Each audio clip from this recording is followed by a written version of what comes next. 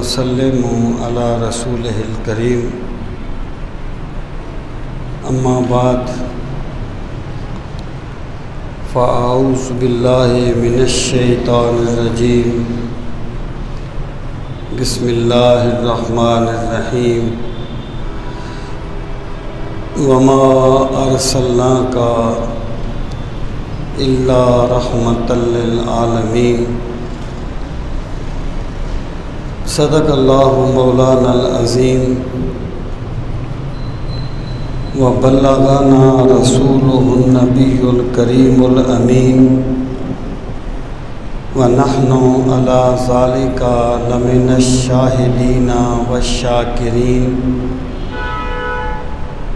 والحمد للہ رب العالمین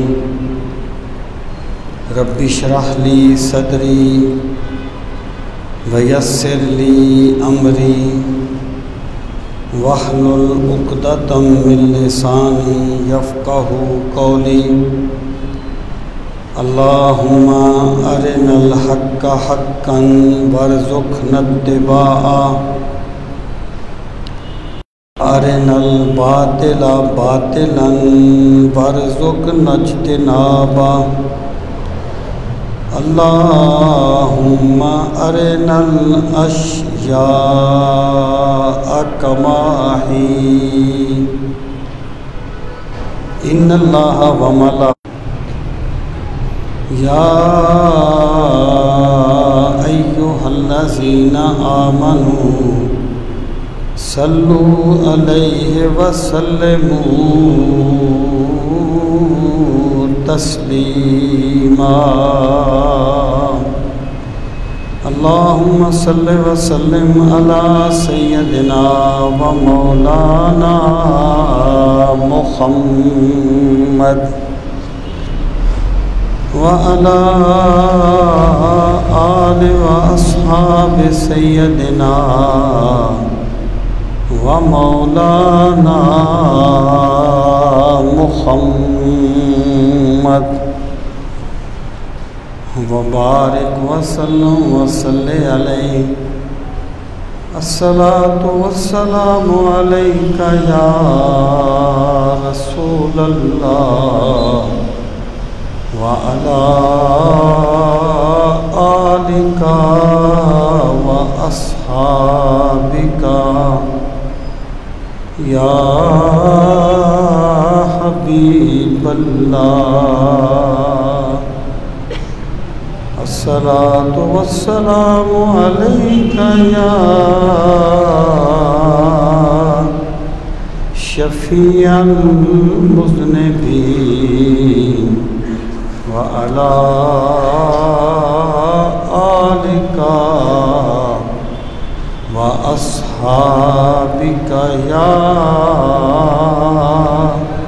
رحمة للعالمين۔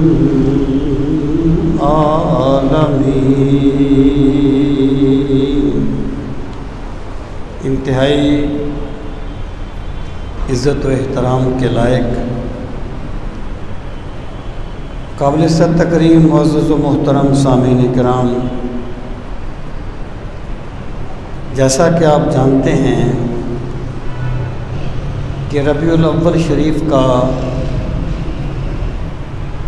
بابرکت مہینہ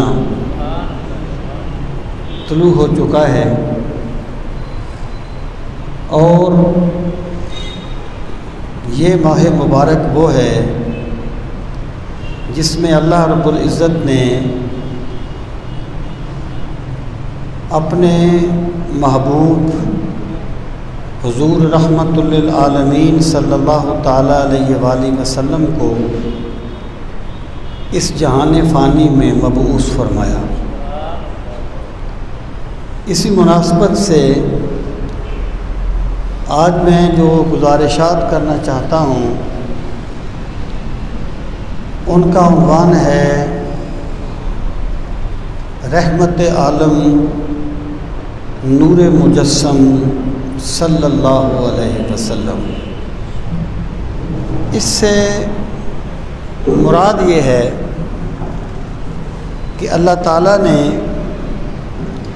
رسول کریم صلی اللہ تعالیٰ علیہ وآلہ وسلم کو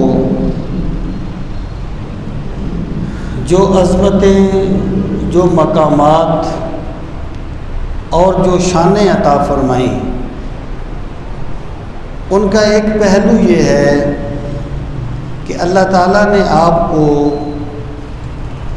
صرف مسلمانوں کے لیے رحمت بنا کے نہیں بھیجا، بلکہ اللہ تعالیٰ نے آپ کو عالمین کے لیے رحمت بنا کر بھیجا ہے۔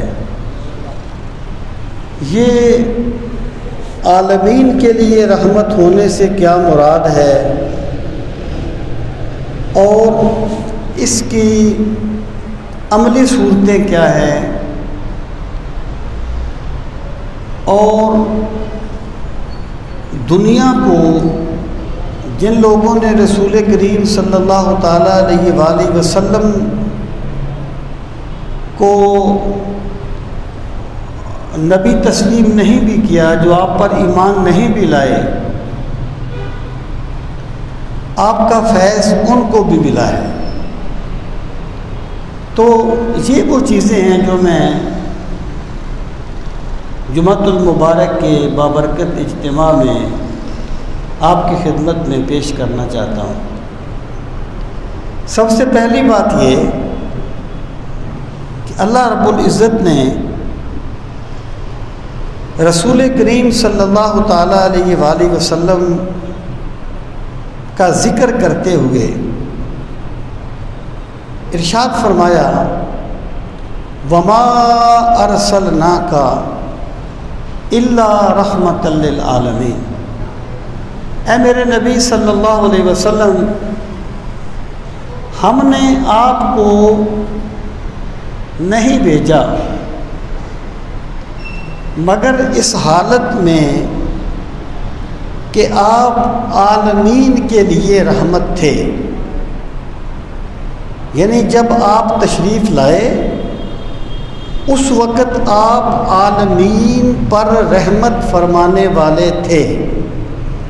یہ جو الا رحمت للعالمین ہے، وما ارسلناک الا رحمت للعالمین، اس کو گرامر میں کہتے ہیں ذل حال اور حال۔ مثلا آپ یہ کہیں کہ جاءنی زید راکبن، میرے پاس زید سوار ہو کر آیا، یا آپ یہ کہیں کہ جاءنی زید ضاحکن، میرے پاس زید آیا ہنستا ہوا۔ تو ضاحک نے یا راکب نے زید کی حالت کو بیان کیا ہے۔ اس کا مطلب یہ ہے کہ وہ میرے پاس آ کے سوار نہیں ہوا، میرے پاس آ کے اس نے ہنسنا شروع نہیں کیا، بلکہ جب وہ آیا تو وہ ہنس رہا تھا، اور جب وہ آیا تو سوار تھا۔ تو رحمت للعالمین جو ہے، الا رحمت للعالمین، یہ حال ہے ارسلنا سے، ارسلنا کا سے یہ حال ہے۔ مطلب یہ ہے کہ میرے رسول صلی اللہ علیہ وسلم، آپ کی جو رحمت ہے لوگوں کے لیے، وہ آپ کے اعلان نبوت کے بعد شروع نہیں ہوئی، بلکہ جب آپ تشریف لے گئے تھے اس وقت بھی آپ عالمین پر رحمت فرمانے والے تھے، اس وقت بھی آپ عالمین کے لیے رحمت تھے۔ عالمین کے لیے رحمت آپ بعد میں تھے، پہلے تھے، اور دنیا میں آپ بعد میں تشریف لے گئے، یہ جملہ بتاتا ہے۔ اب سامعین محترم، یہاں پر ایک چیز ہمیں پہلے سمجھ لینی چاہیے۔ مفسرین کہتے ہیں کہ اللہ تعالیٰ نے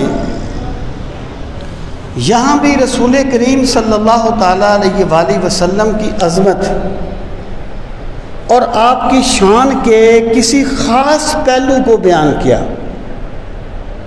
یعنی خاص پہلو سے مراد یہ ہے کہ ویسے تو سارا قرآن مجید جو ہے وہ کسی نہ کسی طریقے سے سرکار کی شان کو بیان کرتا ہے۔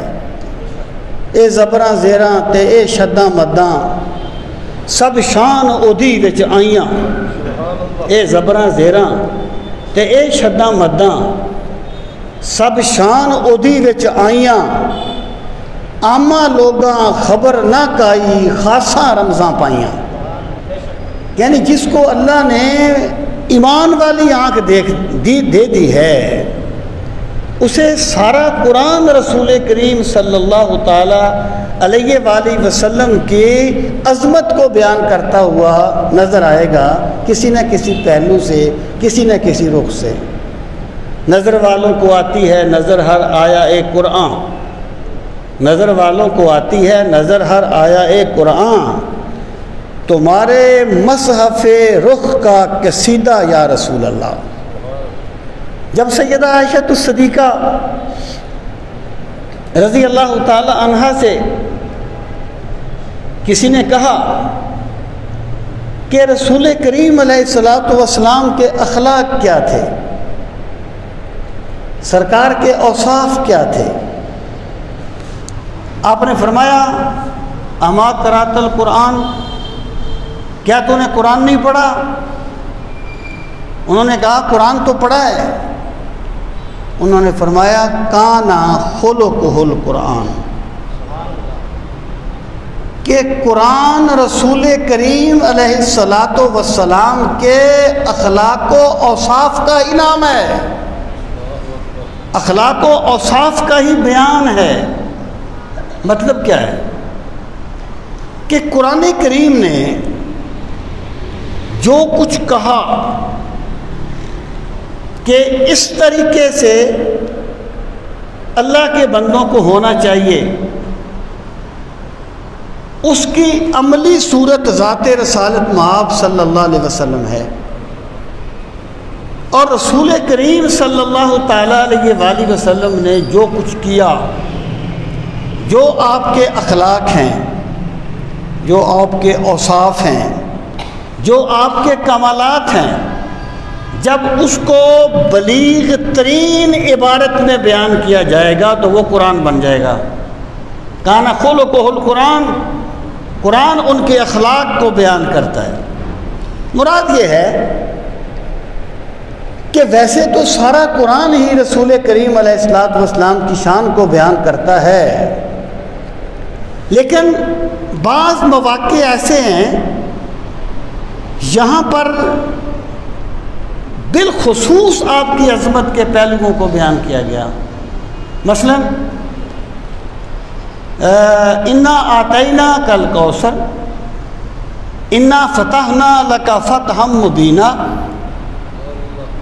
وما ارسلناک الا رحمۃ للعالمین۔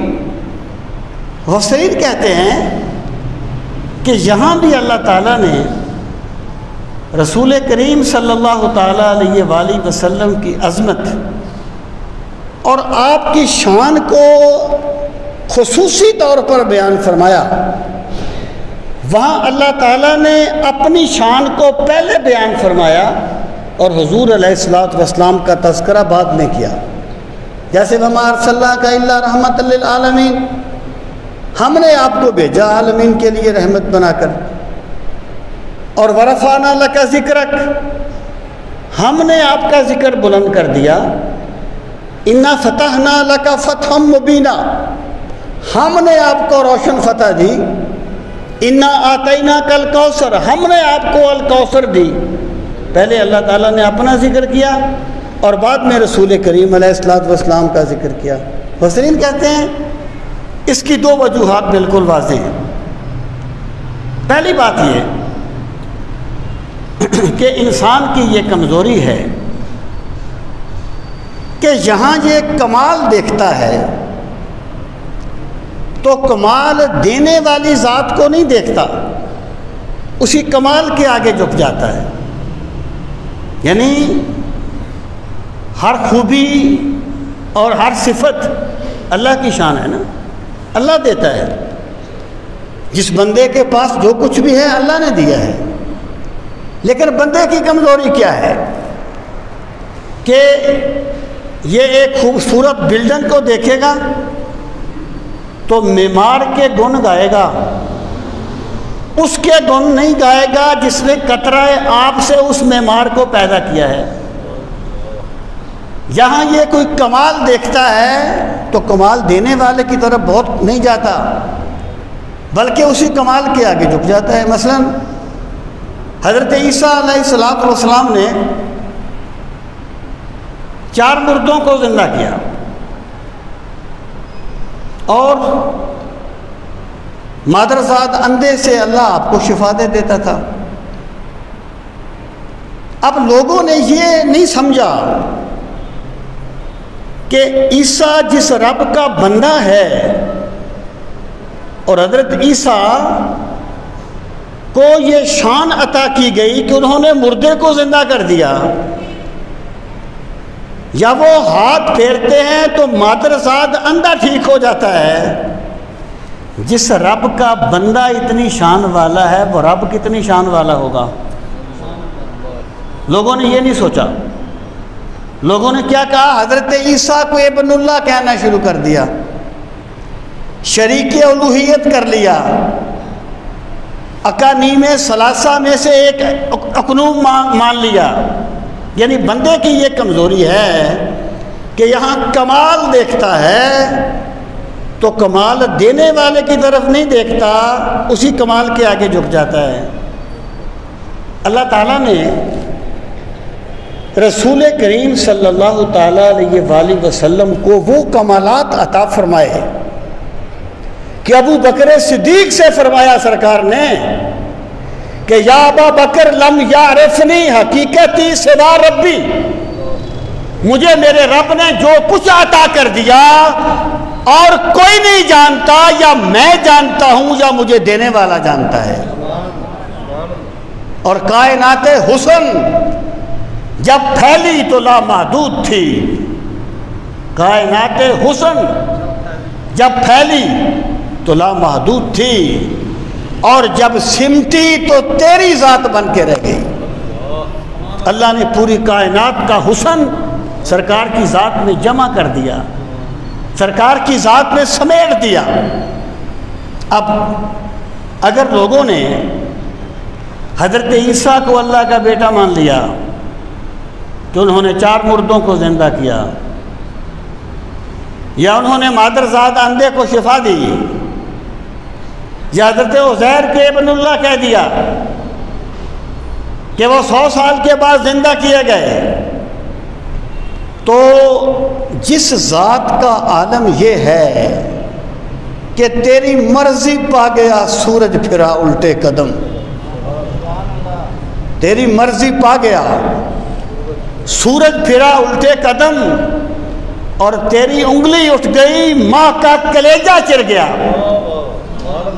جس کی مرضی پہ ڈوبا ہوا سورج پلٹ آئے، اور جس کے انگلی کے اشارے پہ چاند شک ہو جائے، تو زیادہ امکان تھا کہ لوگ انہیں بھی ابن اللہ کہنا شروع نہ کر دیں، لوگ انہیں بھی شریک الوہیت نہ کر لیں، لوگ انہیں بھی معبود نہ مان لیں۔ اللہ تعالیٰ نے پہلے اپنا ذکر کیا کہ اپنے پیغمبر کو یہ شانیں ہم نے عطا فرمائی ہیں۔ مطلب کیا ہے کہ ان کی جتنی بھی شانیں ہیں وہ ہم نے عطا فرمائی ہیں، ان کو دیکھو اور اس کے رب کی عظمت کا اندازہ کرو کہ جس رب کا بندہ اتنی شان والا ہے وہ رب کتنی شان والا ہوگا۔ وَمَا أَرْسَلْنَاكَ إِلَّا رَحْمَةً لِّلْعَالَمِينَ، ہم نے آپ کو بھیجا۔ مطلب کیا ہے کہ رسول کریم صلی اللہ تعالیٰ علیہ وآلہ وسلم اللہ تعالیٰ کی عظمت کے مظہر ہیں اور مظہر تمام ہیں۔ دیکھیں اللہ تعالیٰ کی ذات کو تو کسی نے نہیں دیکھا نا، ہم میں سے رویت باری تعالیٰ کا مسئلہ ایک الگ مسئلہ ہے، میں اپنی بات کر رہا ہوں، ہم میں سے کسی نے اللہ تعالیٰ کی ذات کو نہیں دیکھا۔ اللہ تعالیٰ کی ذات پہ دلیل کیا ہے؟ اللہ تعالیٰ کی ذات پہ دلیل یہ کائنات ہے، کائنات کا ذرہ ذرہ اللہ کی عظمت پر دلیل ہے. جیسے سائن بورڈ لگے ہوتے ہیں نا، سائن بورڈ، گھاس کا ایک تنکا بھی میرے رب کی عظمت کا سائن بورڈ ہے. پوری کائنات اللہ کی عظمت کی دلیل ہے، لیکن یہ دلیل ساکت ہے. دلیل ہے لیکن خاموش دلیل ہے. سورج خدا نہیں ہے، خدا کی عظمت کی دلیل ہے، لیکن لوگوں نے دلیل کو دعویٰ بنا لیا، سورج کو خدا بنا لیا. سورج نہیں بولا. چاند اللہ کی عظمت کی دلیل ہے، اللہ نہیں ہے. لوگوں نے دلیل کو دعویٰ بنا لیا، چاند نہیں بولا. ساری کائنات اللہ کی عظمت کی دلیل ہے، لیکن دلیل صامت ہے، خاموش دلیل ہے. اور کملی والے آقا صلی اللہ تعالیٰ علیہ وآلہ وسلم اللہ تعالیٰ کی سب سے بڑی دلیل ہیں، اور دلیل ناطق ہیں، بولنے والی دلیل ہیں، اور لوگوں کو بتاتے ہیں کہ رب وہ ہے جس نے مجھے بھیجا. دیکھیں، هو الذی ارسل رسولہ بالہدی، وہ وہی ہے. اللہ تعالیٰ اپنا تعارف کرواتا ہے، وہ وہی ہے جس نے اپنے رسول کو ہدایت کے ساتھ بھیجا. مطلب کیا ہے؟ جیسے ہم کہیں، کوئی بندہ کہے کہ اقبال بہت بڑا شاعر ہے، تو کہیں یار کیا ہے، کیسے سمجھیں اس کی شاعری کو، اس کے فکر اور فلسفے کو کیسے سمجھیں؟ وہ کہے یار اقبال وہ ہے جس نے بانگ درا لکھی ہے، اقبال وہ ہے جس نے ضرب کلیم لکھی ہے. اگر اقبال کے فکر اور فلسفے کو پڑھنا ہے تو بانگ درا کو پڑھ، ضرب کلیم کو پڑھ، زبور عجم کو پڑھ. اللہ فرماتا ہے وہ ہے جس نے اپنے رسول کو بھیجا. مطلب کیا ہے لوگوں، اگر میری ذات کو سمجھنا ہے تو میرے کملی والے رسول کو دیکھ لو. نعرہ تکبیر، نعرہ رسالت، نعرہ حیدری. سامعین محترم، میں یہ عرض کر رہا تھا، یہاں جو اللہ تعالیٰ نے اپنا ذکر پہلے کیا نا، اس لیے کیا تاکہ شرک کا شائبہ ختم ہو جائے. یہی فلسفہ ہے قل هو اللہ احد میں. قل هو اللہ احد، اللہ نے یہ نہیں فرمایا هو اللہ احد انی احد، اللہ احد مطلق نہیں. قل هو اللہ احد، میرے محبوب تم کہہ دو کہ اللہ ایک ہے. جنہیں اللہ نے یہ شان دی ہے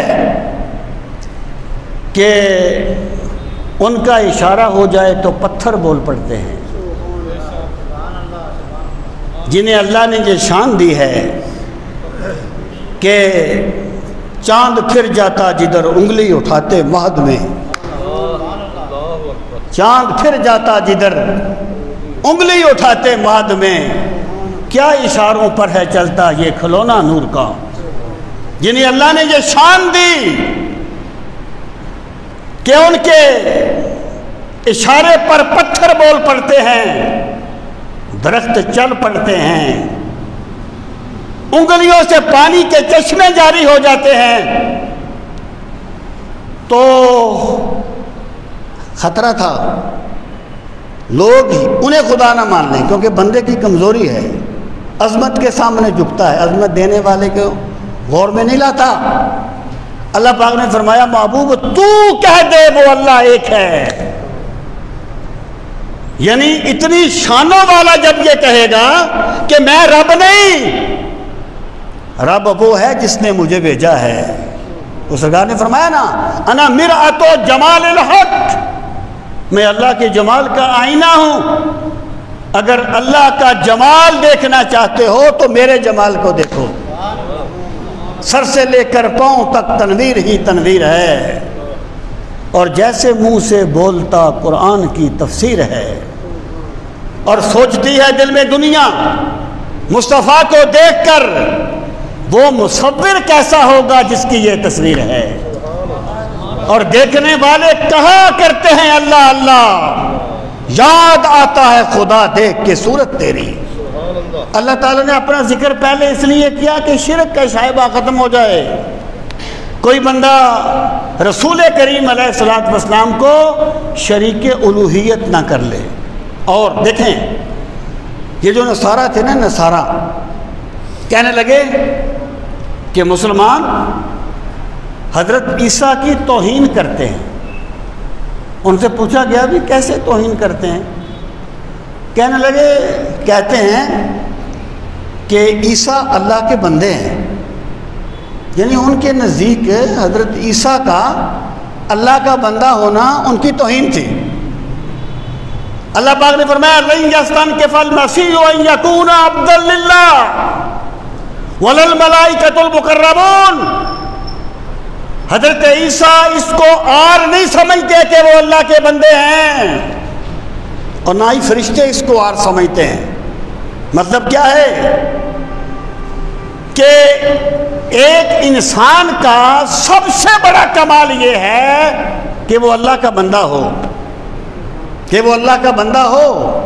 اس لیے اللہ تعالیٰ نے جب معراج کا ذکر کیا تو سبحان الذی اسریٰ بعبدہ فرمایا۔ امام راضی کہتے ہیں کہ جب رسول کریم صلی اللہ تعالیٰ علیہ وآلہ وسلم کو شرف تکلم ملا معراج کی رات، اللہ تعالیٰ نے فرمایا بما اشرفک یا محمد صلی اللہ علیہ وسلم، اے محمد صلی اللہ علیہ وسلم میں تمہیں کس لقب سے پکاروں؟ بما اشرفک، میں تجھے کس لفظ سے مشرف کروں؟ تو سرکار نے فرمایا بالنسبت عبودیت الیک، میرے مالک مجھے اپنا بندہ کہہ کے پکارنا، مجھے اپنا بندہ کہہ کے پکارنا، میں تیرا بندہ ہوں، یہ میرے لیے سب سے بڑا کمال ہے۔ سامعین محترم، یہی وہ نقطہ ہے جو یہاں پر ملوذ خاطر رکھا گیا، وما ارسلناک الا رحمۃ للعالمین، رحمت للعالمین ہیں لیکن بنایا ہم نے ہے، بھیجا ہم نے ہے، ان کو جو کچھ بھی ملا ہے ہم نے عطا کیا ہے۔ اس لیے ان کی شان یہ ہے کہ انہیں دیکھو اور اللہ کی عظمت کو سمجھتے جاؤ کہ وہ رب کتنی شان والا ہوگا جس کا بندہ اتنی شان والا ہے۔ سامعین محترم، دوسری بات یہ اس اسلوب سے، یہ میں ذرا اس کو منیمائز کر رہا ہوں ورنہ اس پہ اور بھی بہت سی باتیں ہو سکتی ہیں۔ دوسری بات یہ کہ اس کا مطلب یہ ہے کہ لوگوں اپنے نبی صلی اللہ علیہ وسلم کو جو شانیں ملی ہیں نا، جو عظمتیں ملی ہیں، وہ ہم نے دی ہیں، ہم نے دی۔ دیکھیں نا، ایک ملک اپنا سفیر بھیجے اور کوئی ملک یہ کہے کہ ہم اس بندے کو نہیں مانتے، تو وہ اس کی فرد کی توہین نہیں کر رہا بلکہ اس ملک کی توہین کر رہا ہے جس کا وہ سفیر ہے۔ تو مطلب یہ ہے کہ لوگوں، یہ شانیں ہم نے عطا کی ہیں، جو ان کی شان کا انکار کرے گا وہ ان کی ذات کا انکار نہیں کرے گا، وہ ہماری عطاؤں کا انکار کرے گا، وہ ہماری شان کا انکار کرے گا کہ ہم نے انہیں یہ شانیں عطا فرمائی ہیں۔ سامعین محترم، یہی وہ جگہ ہے جس پر غور نہ کرنے کی وجہ سے بہت سے لوگ افراط و تفرید کا شکار ہو گئے۔ لوگوں نے یہ سمجھ لیا کہ پیر صاحب قبلہ فرمایا کرتے تھے کہ مجھے ایک مرتبہ ایک صاحب نے کہنے لگا کہ تم لوگ نعتیں تو بہت پڑھتے ہو، حمد نہیں پڑھتے، نعتیں تو بہت پڑھتے ہو، حمد نہیں پڑھتے۔ تو آپ فرماتے تھے، میں نے انہیں کہا کہ بھائی پہلی بات تو یہ ہے کہ ہم حمد پڑھتے ہیں، دوسری بات یہ ہے کہ جب میں حمد پڑھوں گا تو میں کیا کہوں گا؟ میں یہی کہوں گا نا کہ اللہ وہ ہے جس نے آسمان کو بنایا، اللہ وہ ہے جس نے زمین کو بنایا، اللہ وہ ہے جس نے کائنات کو بنایا۔ میں کہتا ہوں میرا رب وہ ہے جو محمد مصطفیٰ کا رب ہے، اور محمد مصطفیٰ کی شان یہ ہے کہ تیری مرضی پا گیا سورج پھرا الٹے قدم، تیری انگلی اٹھ گئی ماں کا کلیجہ چر گیا، تو نعت بھی تو دراصل میرے رب کی حمد ہے نا۔ او بھائی کوئی تضاد تو نہیں ہے نا یار، خدا اور رسول میں کوئی تضاد تو نہیں ہے نا۔ اب آپ دیکھیں کہ یہ جو دوئی ہوتی ہے نا، دوئی، یہ تن کی دنیا کے جھگڑے ہیں، یہ رقابت تن کی دنیا میں ہوتی ہے، من کی دنیا میں نہیں ہوتی۔ تن کی دنیا میں ایک بندے سے دو بندے محبت کریں آپس میں دشمن ہوں گے۔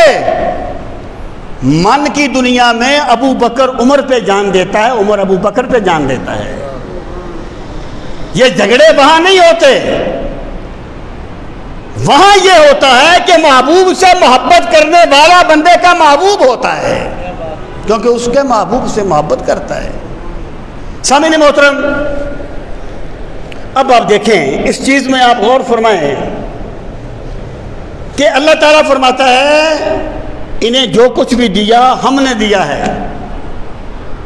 اگر کوئی بندہ یہ کہتا ہے کہ جس کا نام محمد یا علی ہے وہ کسی چیز کا مالک و مختار نہیں، تو وہ رسول کریم کی ذات پر ہی ایک تان نہیں کر رہا، بلکہ وہ رب کی عطاؤں پہ تان کر رہا ہے کہ اللہ نے اپنے محبوب کو بھیجا لیکن ویسے ہی بھیج دیا۔ سامعین محترم، تو وہ کیا حافظ مدر صاحب کے شعر ہیں کہ ایسی توحید تو شیطان بنا دیتی ہے۔ ایسی شیطان کا کیا قصور تھا؟ آپ جانتے ہیں ایک فرقہ ہے، اس وقت بھی پایا جاتا ہے، میری اطلاع کے مطابق کراچی میں بھی ان کا کوئی ہے، لیکن یہ عراق میں زیادہ پائے جاتے ہیں، جو اپنے آپ کو یزیدیہ کہتے ہیں۔ وہ شیطان کی عبادت کرتے ہیں، وہ شیطان کی پوجا کرتے ہیں، وہ شیطان کو طاؤس الملائکہ کہتے ہیں۔ کہتے ہیں شیطان اتنا بڑا مواحد تھا کہ اس نے اللہ کے کہنے کے باوجود بھی غیر خدا کو سجدہ نہیں کیا۔ ان کے نزدیک یہ کمال ہے۔ او بھائی کمال یہ نہیں ہے کہ سجدہ کس کو کرنا ہے، کمال یہ ہے کہ رب کا حکم مانا جائے۔ رب فرمائے کسی کو سجدہ نہ کرو تو سجدہ کرنا حرام ہوگا کسی اور کو۔ رب فرمائے کہ آدم کو سجدہ کرو تو سجدہ کرنا فرض ہوگا۔ میں یہ کہنا چاہتا ہوں کہ ابلیس کی کوئی کمی اس کے اپنے خیال میں توحید میں نہیں تھی۔ وہ کہتا تھا میں نے اللہ کے سامنے کسی کے آگے نہیں جھکنا، لیکن مارا کہاں گیا؟ تعظیم رسالت نہیں کی، تعظیم رسالت نہیں کی۔ تو حافظ بدر الدین فرماتے ہیں ایسی توحید تو شیطان بنا دیتی ہے، دیکھ سرکار کا انکار نہ ہونے پائے۔ یعنی یہاں پر جس بندے کو خالص توحید ملے گی وہ مقربین الہی کا احترام کرے گا، اور جسے مقربین الہی کی سچی محبت ملے گی وہی اللہ کی عظمت کو پہچانے گا، کیونکہ مقربین الہی جو ہیں وہ اللہ کی عطاؤں کا مظہر ہیں اور اللہ کی عطاؤں کو ظاہر کرنے والے ہیں۔ تو ارشاد فرمایا وما ارسلناک الا رحمۃ للعالمین، اے میرے نبی صلی اللہ علیہ وسلم ہم نے آپ کو اس حال میں بھیجا کہ آپ عالمین پر رحمت فرمانے والے تھے۔ تو یہاں پر دو چیزیں میں نے عرض کی۔ پہلی بات یہ کہ سرکار کو جو کچھ ملا اللہ نے عطا کیا، اللہ نے عطا کیا، اور پھر جو کچھ ملا وہ اللہ تعالیٰ نے دیا، اور جو اس کا انکار کرے گا وہ اللہ کی ذات کا، اللہ کی عطاؤں کا انکار کرے گا۔ سامعین محترم، اب آ جائیں اگلی بات پہ۔ فرمایا ہم نے آپ کو عالمین کے لیے رحمت بنا کر بھیجا۔ یہ قرآن کریم کی نص قطعی ہے۔ قرآن کریم کے بارے میں ایک بات یاد رکھیں، جب تک قرآن کے ظاہر پہ عمل کرنے میں کوئی قرینہ مانعہ نہ ہو، کوئی رکاوٹ نہ ہو، تو قرآن کے لفظ کا مجازی معنی نہیں کیا جائے گا۔ جب تک قرآن کے ظاہری معنی پر عمل کرنے میں کوئی رکاوٹ نہ ہو، کوئی قرینہ مانعہ نہ ہو، اس وقت تک قرآن کے ظاہر پر عمل کیا جائے گا، کوئی اس کا مجازی معنی نہیں لیا جائے گا۔ مثلا اللہ تعالیٰ نے قرآن مجید میں فرمایا یا بنی اسرائیل اذکروا نعمتی التی انعمت علیکم وانی فضلتکم علی العالمین، اور ہم نے آپ کو عالمین پر فضیلت دی، بنی اسرائیل کو۔ اور دوسرے مقام پر فرما دیا کنتم خیر امت اخرجت للناس، اے نبی کریم علیہ السلام کی امت، تم بہترین امت ہو جو لوگوں کے لیے ظاہر کی گئی ہو۔ اب آ گیا نا، مقابلہ آ گیا۔ وہاں ان کو کہا تھا بہترین، یہاں بعد میں امت محمدیہ کو کہہ دیا۔ تو ہم نے تطبیق کر دی کہ اپنے زمانے میں بنی اسرائیل حامل کتاب ہونے کے ناطے بہترین، سب سے بہتر لوگ تھے، اور اس وقت حامل کتاب ہونے کے ناطے رسول کریم علیہ السلام کی امت تمام امتوں سے بہتر ہے۔ ہم نے اس کو وہاں عالمین میں تعویل کر دی کیونکہ قرینہ مانعہ آ گیا تھا۔ اب آپ دیکھیں اللہ پاک نے ارشاد فرمایا من کان فی ہذہ الاعمی فہو فی الآخرۃ اعمی واضل سبیلا، جو بندہ اس دنیا میں اندھا ہوگا وہ آخرت میں بھی اندھا ہوگا اور بہت بھٹکا ہوا ہوگا۔ اب مجھے بتائیے، اگر ایک بندہ اس دنیا میں اندھا ہے تو اس کا کیا قصور ہے جی؟ ممکن ہے کوئی نابینا بندہ آنکھ والوں سے زیادہ دیکھتا ہو۔ وہ اقبال نے کہا تھا نا، وہ اقبال ایک عظیم شاعر تھے، کراچی کے پروفیسر تھے، کہ بے نگاہی کا شکوہ نہیں ہے، بے نگاہی کا شکوہ نہیں ہے، آنکھ والے بھی کب دیکھتے ہیں۔ بڑے بڑے مقربین، بڑے بڑے محدث، بڑے بڑے مفسر نابینے گزرے،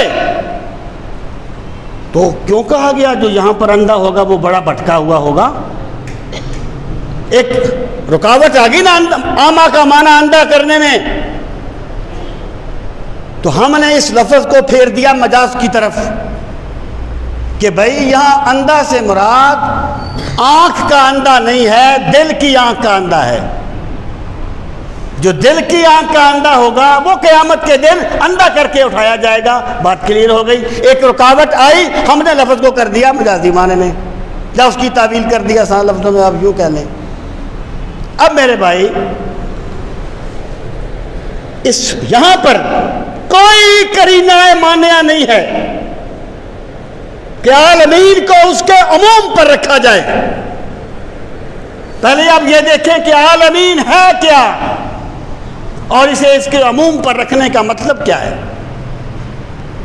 عالمین یہ دو لفظ ہوتے ہیں، یہ عالم کی جمع ہے، ایک ہوتا ہے عالم، عالم کہتے ہیں جاننے والا، پڑھ پڑھ عالم فاضل ہوئیوں، کدی اپنے آپ کو پڑھیا ہی نہیں، جاننے والا عالم، علم یعلم اسی اس میں فاعل۔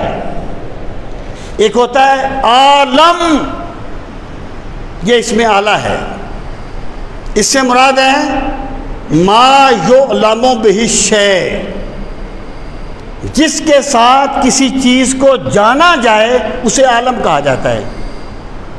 یعنی جو چیز دیکھیں نا، مثلا کہ ایک بندہ مسجد کے باہر ہے، اب میری ایک آواز ہے، وہ باہر میری آواز سنے گا تو سمجھ جائے گا کہ وہ مسجد میں موجود ہے. تو یہ میری آواز ہو گئی عالم، اس کی وجہ سے مجھے پہچانا گیا، یہ میری موجودگی کا پتہ لگا. کسی بندے کی گاڑی کھڑی ہے، بندہ دیکھ کے کہتا ہے یار اس کی گاڑی کھڑی ہے، وہ یہاں ہوگا، یہ عالم ہے. عالم کسے کہتے ہیں؟ ما یعلم بہ شیء، اس کی جمع ہے عالمین. یعنی عالم ہر وہ چیز جس کے ساتھ لفظی معنی میں کسی چیز کو جانا جائے وہ عالم ہے. اور شریعت میں عالم کیا ہے؟ ہر وہ چیز جس کے ساتھ اللہ کی ذات کو جانا جائے وہ عالم ہے. یعنی عالم سے مراد یہ ہے اللہ کے سوا جو کچھ ہے وہ عالم ہے. اس کی جمع ہے عالمین. پھر آپ کہیں گے کہ اگر اللہ کے سوا سب کچھ عالم ہے تو پھر عالمین کیا ہے؟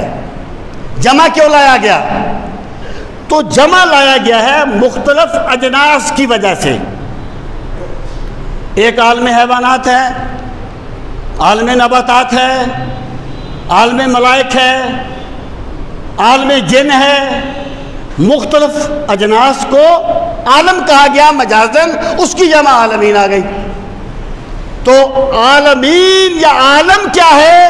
اللہ کے سوا جو کچھ ہے سب کچھ اللہ کی عظمت کی طرف اشارہ کرتا ہے، اللہ کی شان کو بیان کرتا ہے، اور وہ عالم میں شامل ہے.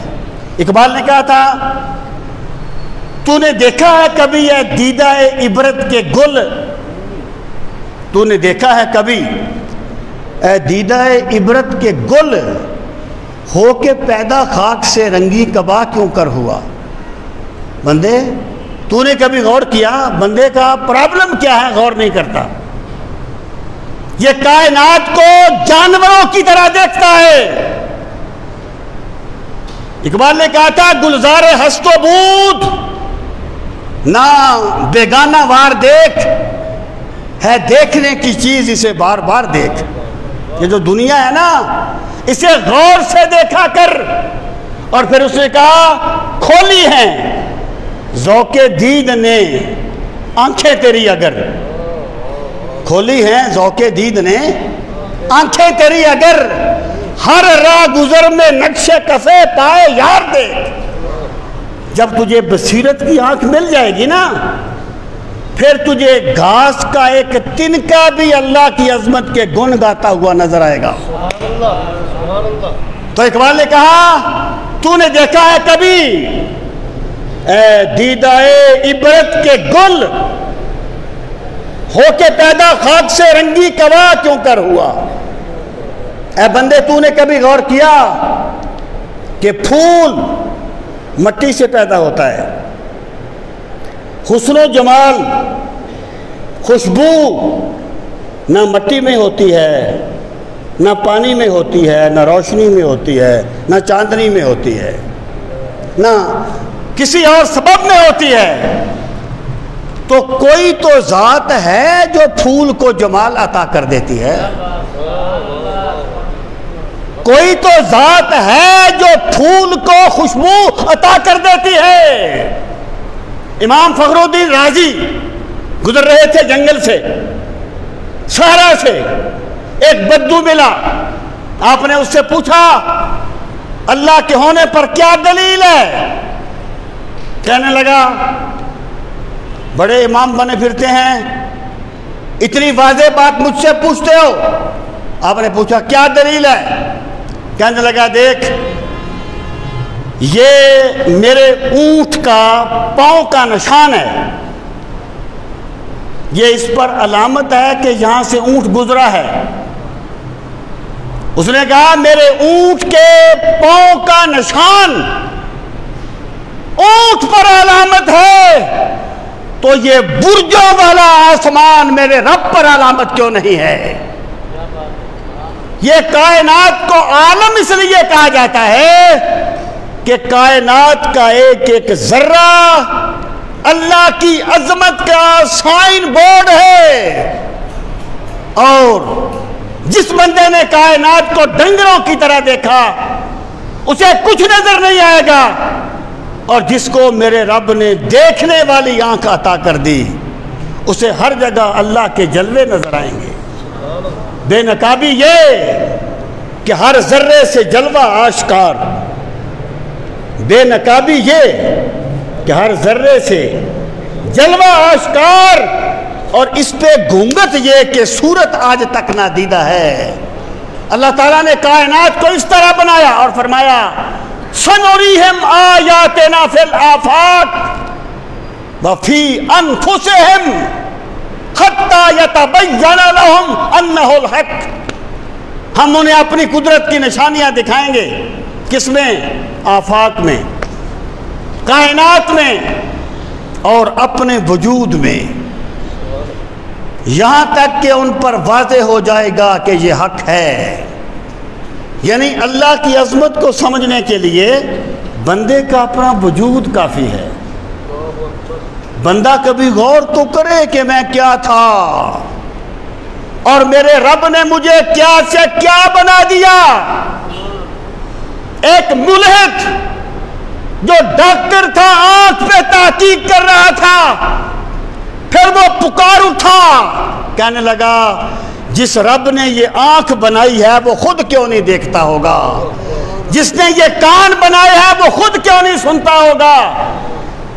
بندے کا وجود، وہ اقبال نے کہا تھا اپنے من میں ڈوب کر پا جا سراغ زندگی، تو اگر میرا نہیں بنتا نہ بن، اپنا تو بن۔ جب بندہ اپنے وجود میں غور کرتا ہے اسے اللہ کی عظمت کی نشانیاں نظر آتی ہیں۔ سامعین محترم، میں یہ عرض کر رہا تھا کہ کائنات کو عالم کیوں کہا جاتا ہے؟ اس لیے کہا جاتا ہے کہ پوری کائنات اللہ کی عظمت کو جاننے کا ذریعہ ہے۔ دیکھیں، ہر چیز کو لوگ کہتے ہیں، سائنس کہتی ہے کہ جناب ہم جس کو دیکھیں گے اس کو مانیں گے،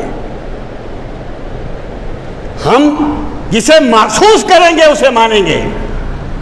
میں کہتا ہوں مجھے بتاؤ، کیا کسی بندے نے کبھی عقل کو دیکھا کہ عقل آ رہی ہے، عقل جا رہی ہے؟ کیا کسی بندے نے کبھی غصے کو دیکھا کہ غصہ آ رہا ہے، غصہ جا رہا ہے؟ بھائی بندے کا کام بتاتا ہے کہ عقل ہے کہ نہیں، بندے کا وجود بتاتا ہے غصہ ہے کہ نہیں، خوشی ہے کہ نہیں، غمی ہے کہ نہیں۔ تو تمہارا یہ اصول کدھر گیا کہ ہم جس کو دیکھیں گے اس کو مانیں گے؟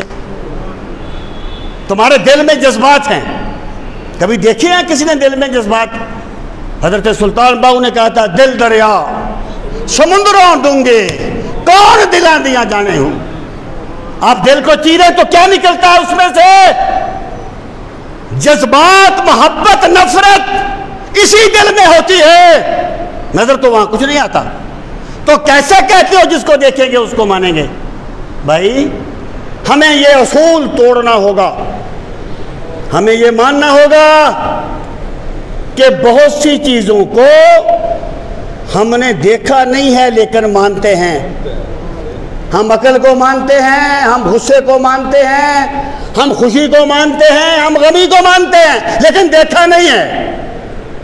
اور پھر آپ دیکھیں کہ میں کہا کرتا ہوں کہ ایک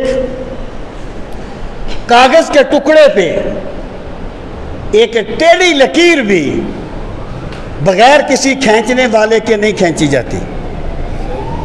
ایک ٹیڑھی میڑھی لکیر بھی بغیر کسی کھینچنے والے کے نہیں کھینچی جاتی، لیکن یہ اس پر دلیل ہے کہ کسی نے کھینچا ہے لکیر کو۔ جب ایک ٹیڑھی لکیر کسی کھینچنے والے پہ دلیل ہے تو یہ منظم کائنات میرے رب کی دلیل کیوں نہیں ہے؟ اگر آج سورج فرض کیجئے گا 6:06 پہ طلوع ہوا، آج 8 تاریخ ہے اکتوبر کی، 8 ہے نا، تو جب 8 تاریخ جب بھی آئے گی سورج 6:10 پر ہی طلوع ہوگا۔ یہ منظم کائنات ویسے ہی چل گئی، یہ منظم کائنات اپنے آپ چل گئی۔ اور جب ایک اینٹ پر دوسری اینٹ بغیر کسی رکھنے والے کے نہیں رکھی جاتی تو تجھے قطرہ آب سے انسان بنانے والا بھی تو کوئی ہوگا۔ اپنے آپ تو نہیں بن گیا، اپنے آپ تو نہیں بن گیا۔ پھر لوگ کہیں گے کہ جناب یہ نیچر کا نظام ہے، یہ نظام فطرت ہے کہ انسان کی تخلیق ہو جاتی ہے۔ میں کہتا ہوں بھائی، فطرت کا مطالعہ، وسیع تر مطالعہ ضرور ہے، لیکن اس سوال کا جواب نہیں ہے۔ اگر ایک مشین چل رہی ہے، مشین پہ بڑے بڑے ڈھکن پڑے ہوئے ہیں، کوئی بندہ ان کو اٹھا کے دیکھے کہ کس نظام کے تحت چلتی ہے، تو کوئی اس سے یہ نتیجہ نکال لے کہ اپنے آپ بن گئی تھی، اپنے آپ چل رہی ہے، تو پاگل نہیں ہے۔ فطرت آل نہیں ہے۔ اللہ تعالیٰ نے سورہ حج میں جب انسان کی تخلیق کا ذکر فرمایا، مراحل کو بیان کیا، انسانی تخلیق کے مراحل کو، پھر فرمایا مخلقہ و غیر مخلقہ، ایک ماں باپ کے 2 بچے ہیں، ایک بچے کی تخلیق مکمل ہوتی ہے، ایک کی نامکمل ہوتی ہے۔ فطرت آل نہیں ہے، آل میرے رب کی ذات ہے، وہ جیسا چاہتی ہے بنا دیتی ہے۔ سامعین محترم، تو یہ کائنات چونکہ اللہ کی عظمت کو بیان کرتی ہے، اس لیے اسے عالم کہا جاتا ہے، ما یعلم بہ الشیء، اور عالم کی جمع عالمین ہے۔ اور اللہ تعالیٰ نے رسول کریم صلی اللہ علیہ وسلم کو عالمین کے لیے رحمت بنا کر بھیجا۔ کیسے بھیجا یہ انشاءاللہ اگلے جمعے پر میں عرض کروں گا۔ اللہ تعالیٰ ہم سب کو اپنے دین کا فہم صحیح نصیب فرمائے۔ وما علینا الا البلاغ المبین۔ جن حضرات نے سنتیں ادا کرنی ہیں وہ